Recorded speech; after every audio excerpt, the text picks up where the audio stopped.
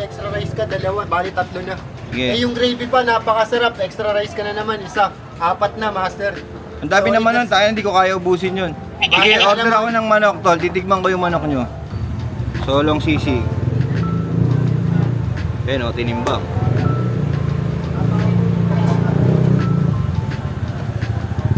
Buyas. Siling green. Ano yan natin? Yung Sauce po. liver sauce? Opo. Yan, liver sauce.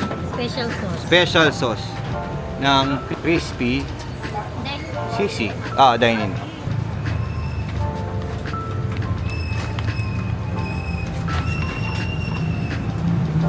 Yun. Wow. Nandito tayo ngayon sa may Balagtas lang. Dito sa may tabi lang na iglesia, tapat actually. Na iglesia along BG Molina. So ito, matagal ko na rin kasi napapansin to. Ngayon pa lang natin siya matitesting. Tikman natin kung babalikan ko talaga to.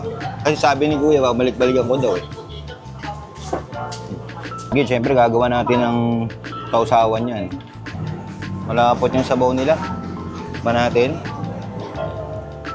Oh, maasim. Sinigang nga. Kailangan mo talagang balansehin ng sabaw. Tapos, mapadami ka ng kanin.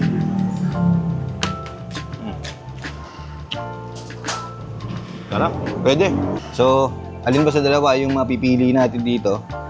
Para sa akin, I will go with the sisig. Oo. Mas malasa siya. Crispy yung pork.